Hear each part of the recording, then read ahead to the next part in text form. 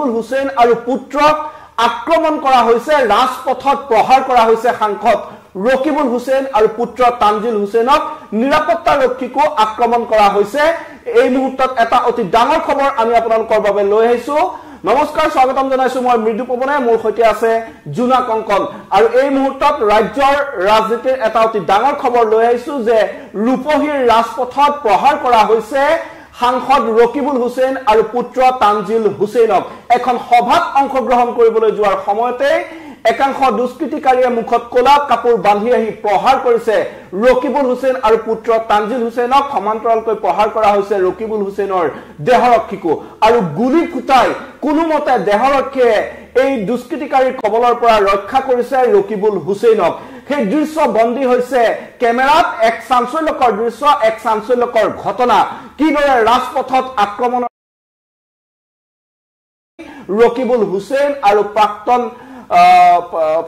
মন্ত্ৰীজনক এনেদৰে আক্ৰমণ কৰা ঘটনাক লৈ এতিয়া তীব্ৰ প্ৰতিক্ৰিয়াৰ সৃষ্টি হৈছে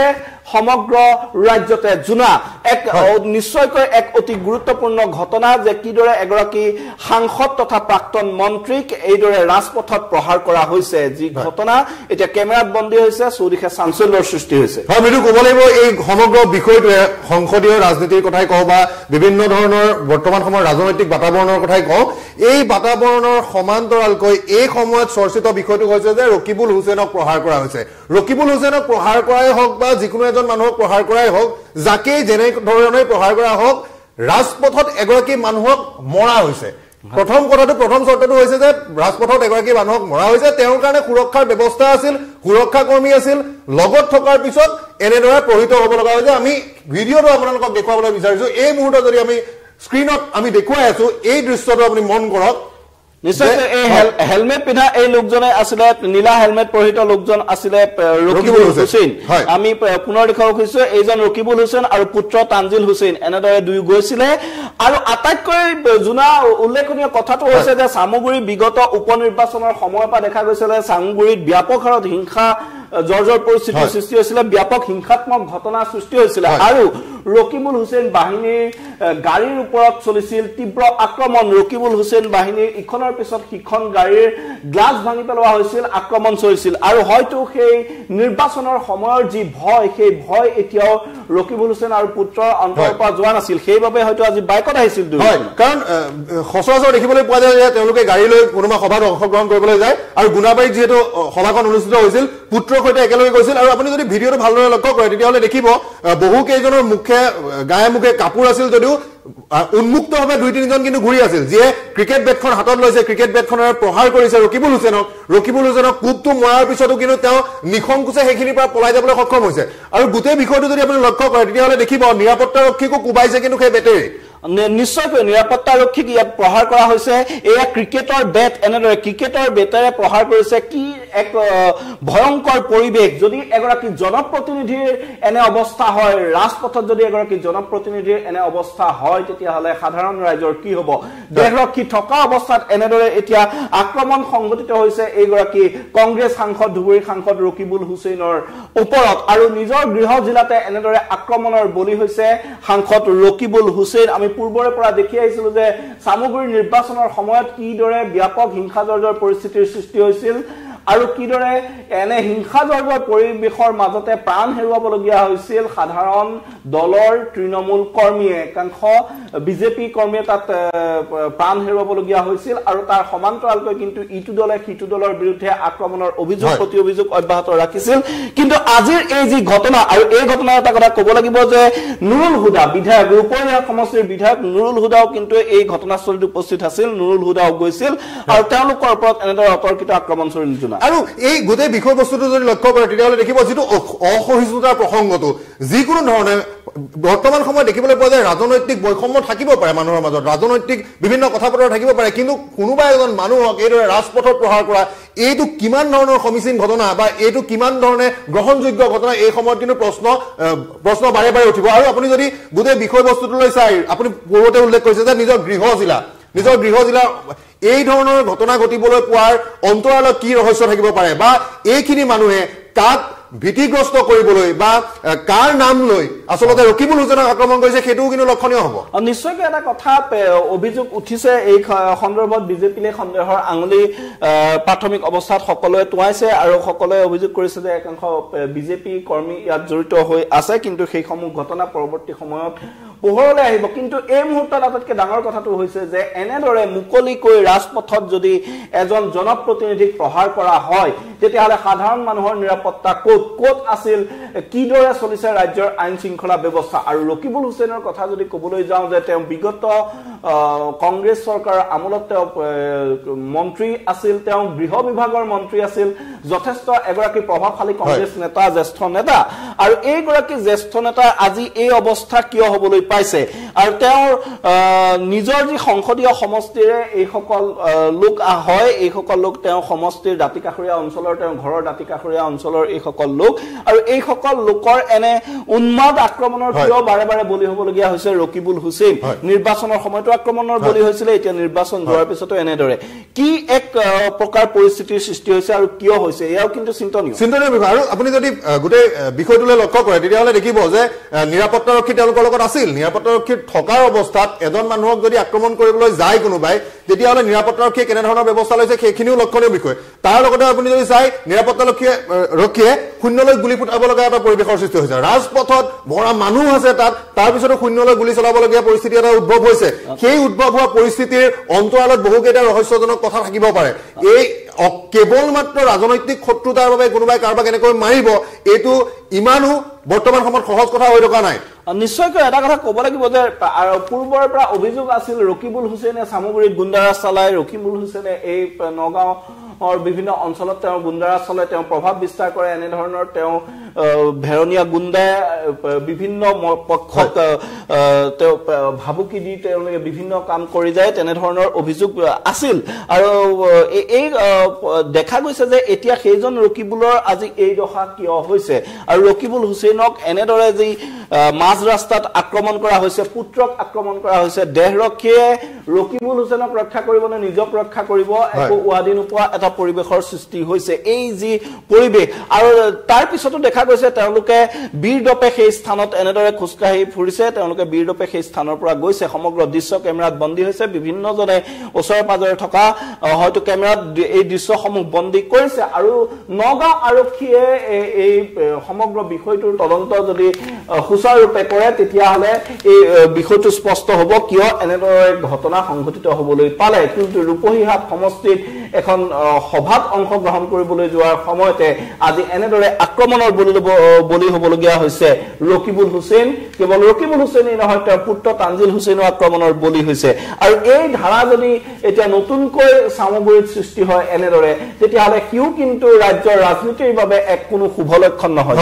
মই ৰাজনৈতিক যি ধৰণৰ কথা বতৰা চলি থাকে ৰাজনৈতিক কথা বতৰাৰ মাজত এনেধৰণৰ আক্ৰমণৰ বিষয়বস্তু যেতিয়া চৰ্চিত প্ৰসংগ হ'ব লগা হয় ৰাজনীতিৰ বাবে ইয়াতকৈ দুৰ্ভাগ্যজনক কথা একো নাই আৰু ৰাজনৈতিকভাৱে বিভিন্ন ধৰণৰ প্ৰতিশোধ পৰায়ণতা থাকিব পাৰে ৰাজনৈতিকভাৱে নিৰ্বাচনী অংকত খেলি মেলি হ'ব পাৰে নিৰ্বাচনী অংকত তেওঁলোকে আউল লগাব পাৰে কিবা হ'ব পাৰে কিন্তু এজন লোকক মাজ ৰাস্তাত ৰাজপথত এইদৰে প্ৰহাৰ কৰিব ৰাজনৈতিক শত্ৰুতাৰ কাৰণে বা অন্য কথাতে হওক সেই কথা কিন্তু মুঠেও গ্ৰহণযোগ্য হোৱা নাই মুঠেও সমীচীন নহয় গোটেই বিষয়টো আৰু পুত্ৰৰ লগত একেলগে গৈ থকা অৱস্থাত আপুনি যদি ভিডিঅ'টো ভালদৰে লক্ষ্য কৰে তেতিয়াহ'লে দেখিব ৰকিবুল হুছেইনক যেতিয়া প্ৰহাৰ কৰা হৈছিল ৰকিবুল হুছেইনে স্কুটিখন চলাই থকা অৱস্থাতে আছিলে ৰখাইছে তাৰপিছত তেওঁ প্ৰহাৰ কৰিছে প্ৰহাৰ কৰাৰ পিছতে ৰকিবুল হুছেইনৰ যিখন স্কুটি সেইখন স্কুটি বহুত দূৰলৈ চুচৰিও গৈছে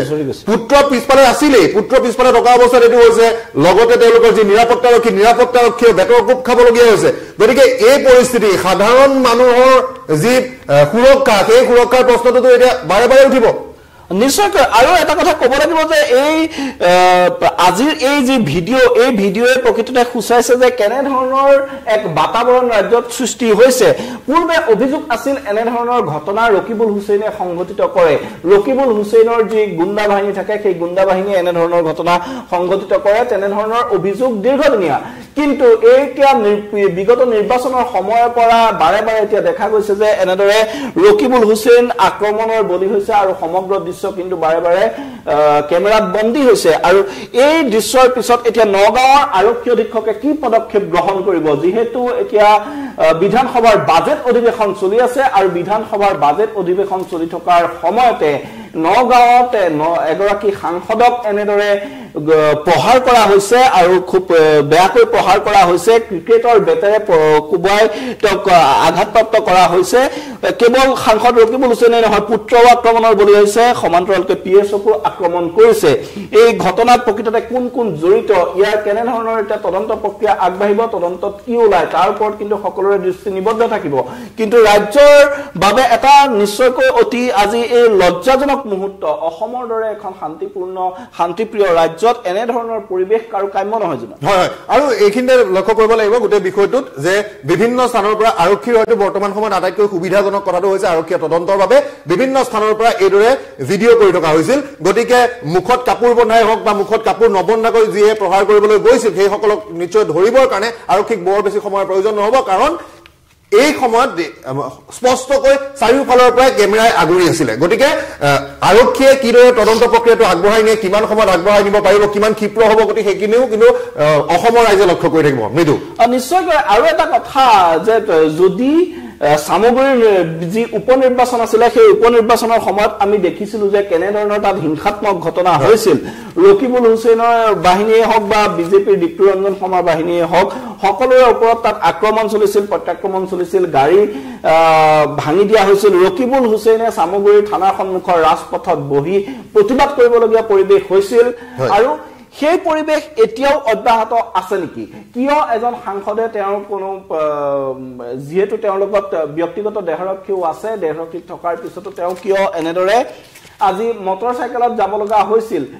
আমাৰ হাতত পৰা তথ্য অনুসৰি যে গাড়ীত গলে আক্ৰমণ হোৱাৰ ভয়তে গাড়ীৰ গ্লাছ আৰু গাড়ীৰ আইনা ভঙাৰ আশংকাতে এনেদৰে মটৰচাইকেলেৰে যাবলগীয়া হৈছিল যদি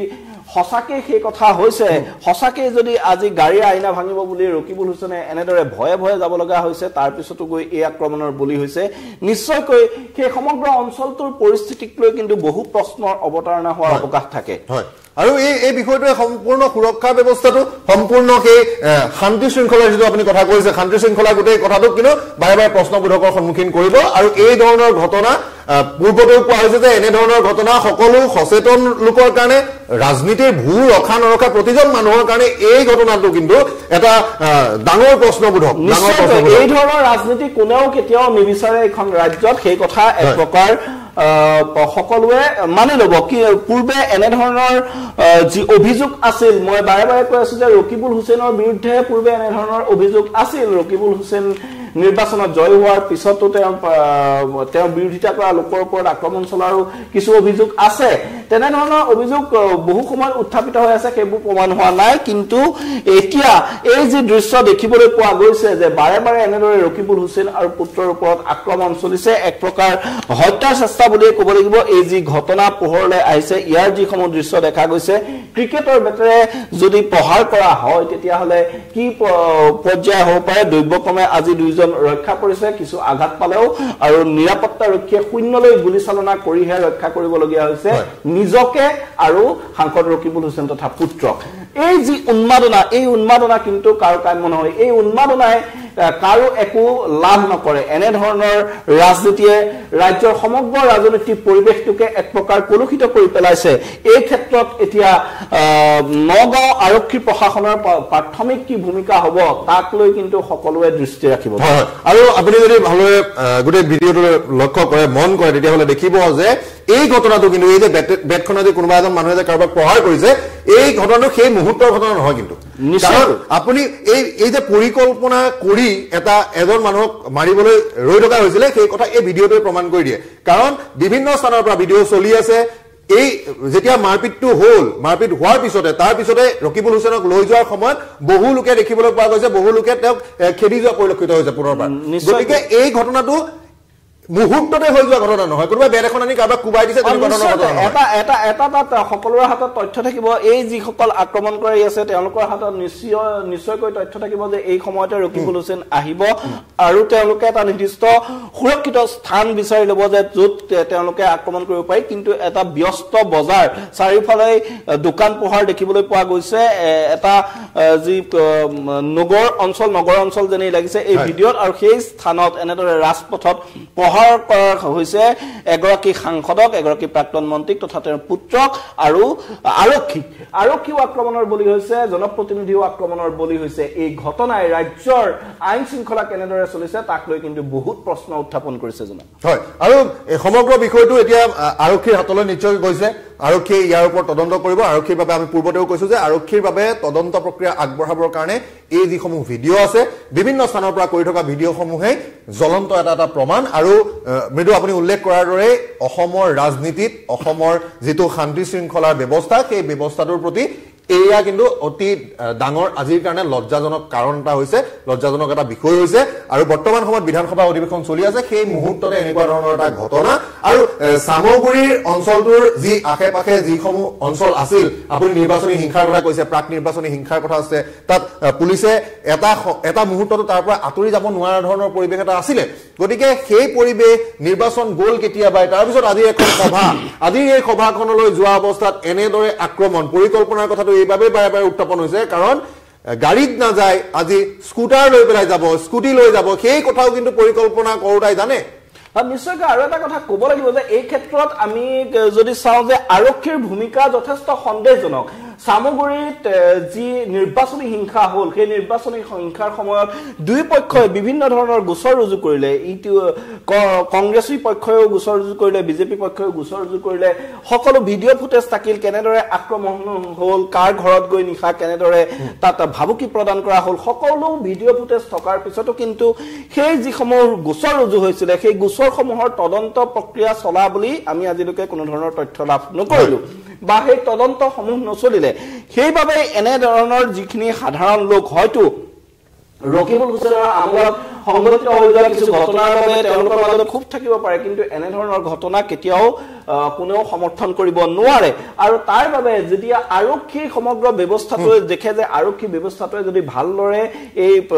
দিশবোৰৰ চোৱা চিতা নকৰে, ভালদৰে তদন্ত নহয়, দোষীয়ে যদি শাস্তি নাপায়, তেতিয়াহ'লে কিন্তু মানুহৰ মাজত এনেধৰণৰ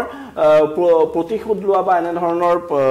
যি মানুহৰ অপৰাধ প্ৰৱণতা থাকে, সেই অপৰাধ প্ৰৱণতা বাঢ়ি গৈ থাকে। আৰু তাৰেই পৰিণতিত হয়তো এনেধৰণৰ ঘটনা কৰিবলৈ আজি সাহস পাইছে এইসকল লোকে, এই উদণ্ড লোকসকলে। এনেদৰে আজি হয়তো সেইবাবেই এজন সাংসদক এনেদৰে আক্ৰমণ কৰা, আৰক্ষীক এনেদৰে আক্ৰমণ কৰাৰ সাহস গোটাব পাৰিছে। আৰক্ষীৰ ভূমিকাক নিশ্চয়কৈ এই ক্ষেত্ৰত আমি কিন্তু আনিবই লাগিব এই বিষয়টোৰ মাজলৈ। হয়, এইটো আৰক্ষীৰ ভূমিকাটো প্ৰশ্নবোধকলৈ গৈছে, কিয়নো আপুনি যদি গোটেই বিষয়বস্তুটো লক্ষ্য কৰে তেতিয়াহ'লে যে সেই নিৰ্লিপ্ততা বৰ্তমান সময়ত এখন সভা থকাৰ সময়ত সেই নিৰ্লিপ্ততা আৰু নিৰাপত্তাৰক্ষীয়ে তেওঁক লৈ কৰা ব্যৱস্থা যিদৰে উলিয়াই নিবলৈ সক্ষম হৈছে, আৰু এয়া শেষত পলাব লগা অৱস্থা এটাৰ সৃষ্টি হ'ল গোটেই বিষয়টোত। আৰু এই সন্দৰ্ভত যি ধৰণৰ ব্যৱস্থা আৰক্ষী বিভাগে ল'ব লাগিব বা আৰক্ষী বিভাগে ল'ব, সেইখিনিতে কিন্তু এই যি ধৰণৰ তদন্ত প্ৰক্ৰিয়া তাৰ কিন্তু তড়িৎ গতিৰ সমাধান এটা সকলোৱে বিচাৰিব। কিন্তু এটা কথা ক'ব লাগিব যে এইখন অসমত প্ৰাক্তন মুখ্যমন্ত্ৰীয়ে বাছত ঘূৰি তেওঁ কাৰ্য সম্পাদন কৰিছিল। এইখন অসমত এগৰাকী জনপ্ৰতিনিধিয়ে এতিয়া এনেদৰে ওলাই আহিব নোৱাৰা পৰিৱেশটো কিন্তু কোনেও গ্ৰহণ কৰিব নোৱাৰে। এজন জনপ্ৰতিনিধি তেওঁ গাড়ীতে আহক বা বাইকতে আহক বা খোজকাঢ়িয়ে আহক, তেওঁ যদি জনপ্ৰতিনিধিজনেই নিৰ্দিষ্ট জেগালৈ ভালদৰে যাব নোৱাৰে, তেতিয়াহ'লে সাধাৰণ মানুহৰ কি হ'ব কাইলৈ? আৰু সেইদৰে কিছু ঘটনাটো শেহতীয়াকৈ অপৰাধমূলক ঘটনাৰ যি বৃদ্ধিৰ হাৰ, সেয়ে ৰাজ্যৰ সমগ্ৰ ব্যৱস্থাটোক লৈ সন্দেহৰ আঙুলি তুলি আছে। তাৰ মাজত যেতিয়া এজন লোকক এনেদৰে এজন সাংসদ এনেদৰে প্ৰহিত হয়, তেতিয়াহ'লে বাকীবোৰ ৰাইজলৈ আৰু কি থাকিল? কাৰণ এইটো কথা আমি ক'ব নোৱাৰো যে সাংসদজনে বাইকত আহিছিল বাবে আক্ৰমণ হ'ল, সাংসদজনে গাড়ীত আহিব লাগিছিল। আৰু যদি সাংসদ মন্ত্ৰী বিধায়কে কনভয় লৈ ঘূৰিব লাগে, তেওঁলোকে সাধাৰণ মানুহতকে কি পৃথক? তেওঁলোকতো সাধাৰণ জনতাৰ তেওঁলোক প্ৰতিনিধি, আৰু জনতাৰ প্ৰতিনিধিজনেই যদি মুক্ত মনে অহা যোৱা কৰিব নোৱাৰে, তেতিয়াহ'লে জনতাই কি কৰিব? এইসমূহ কিন্তু বিষয় যথেষ্ট উদ্বেগজনক। আৰু ৰাজনৈতিক ক্ষোভ, আমি পূৰ্বতেও কৈছো যে ৰাজনৈতিক ক্ষোভ থাকিব, ৰাজনৈতিক প্ৰতিশোধ পৰায়ণতা থাকিব, কিন্তু সেয়া নিৰ্বাচনী অংকৰ মাজত সমাধান হ'লে কোনেও একো প্ৰশ্ন কৰিব লগা নাথাকে। কিন্তু বৰ্তমান সময়ত যি ধৰণৰ ঘটনা সংঘটিত হ'ল, এয়া ৰাজনৈতিক ক্ষোভেই হয় নে এয়া পৰিকল্পিতভাৱে কাৰোবাক মান হানি কৰাৰ চেষ্টা বা কাৰোবাক কোনোবা এটা পক্ষক এই যে মুখা পিন্ধি কোনোবা আহিলে কোনোবা এটা পক্ষক হেয় প্ৰতিপন্ন কৰাৰ চেষ্টা, সেয়া সময়ত লক্ষণীয় হ'ব। কিন্তু আমি পূৰ্বতেও কৈছো যে এগৰাকী সাংসদ অভিলেখ সংখ্যক ভোটত জিকিছিল, কিন্তু অভিলেখ সংখ্যক ভোটত জিকা এজন সাংসদ আজি এনেদৰে প্ৰহিত হ'ব লগা ঘটনা এয়া যিটো বৰ্তমান সময়ৰ শান্তি শৃংখলাৰ পৰিস্থিতি বৰ্তমান সময়ৰ ৰাজনীতিৰ পৰিস্থিতি সেই ৰাজনীতিৰ পৰিস্থিতিক কিন্তু কলুষিত কৰা এটা অৱস্থালৈ ৰূপান্তৰিত হ'ল আৰক্ষী প্ৰশাসনে কি ব্যৱস্থা লয় সেয়া অসমবাসীয়ে নজৰত ৰাখিব ইয়াৰ পিছত ৰকিবুল হুছেইনে কি ধৰণৰ প্ৰতিক্ৰিয়া আগবঢ়ায় ইতিমধ্যে তেওঁ সামাজিক মাধ্যম যোগে কিছু মন্তব্য আগবঢ়াইছে সেইয়াও কিন্তু লক্ষণীয় হ'ব আৰু কোন পক্ষ জড়িত হৈ আছে ইয়াত কোন পক্ষই কাক টাৰ্গেট কৰি এই ধৰণৰ ঘটনা সংঘটিত কৰিলে সেয়া কিন্তু সবেই লক্ষ্য কৰিব ঠিক যে এই সমগ্ৰ যি ঘটনা সংঘটিত হৈছে এই ঘটনাটো এটা পূৰ্ব পৰিকল্পিত ঘটনা পৰিকল্পনা অনুসৰিয়ে এই সমগ্ৰ ঘটনা কৰা হৈছে কিন্তু এই যি সাংসদ ৰকিবুল হুছেইনক আক্ৰমণৰ যি পৰিকল্পনা এই পৰিকল্পনাৰ আঁৰত কোন শক্তি ইয়াত জড়িত হৈ আছে হসাকৈ ইয়াত শাসকীয় পক্ষ জড়িত হৈ আছে নেকি নে ইয়াত কোনো ব্যক্তিগত আখেজু থাকিব পাৰে ইয়াত কেনে ধৰণে এই ঘটনা সংঘটিত হ'ল সেই কথা কোৱা এই মুহূৰ্তত জটিল কিন্তু আজিৰ এই যি ঘটনা এই ঘটনাই কিন্তু ৰাজ্যৰ সাম্প্ৰতিক যি আমাৰ সমাজখনৰ অৱক্ষয়ৰ স্বৰূপটো জল পটপটকৈ প্ৰকাশ কৰি দিছে এই ঘটনাৰ পিছত এতিয়া ৰাজ্য চৰকাৰখনে কি ব্যৱস্থা লয় অসম আৰক্ষীয়ে কি ব্যৱস্থা লয় তাৰ ওপৰত দৃষ্টি সকলোৰে নিবদ্ধ থাকিব আৰু ইতিমধ্যে প্ৰতিক্ৰিয়া প্ৰকাশ কৰিছে ৰকিবুল হুছেইনে আৰু এই সমগ্ৰ বিষয়টোক লৈ কেনে ধৰণৰ পৰৱৰ্তী সময়ত আপডেটছ আহে আমি প্ৰতি মুহূৰ্তৰ খবৰ আপোনালোকক জনাই যাবলৈ চেষ্টা কৰিম এই মুহূৰ্তত বিদায় লৈছো মই মৃদু পৱনে ধন্যবাদ জুনা ধন্যবাদ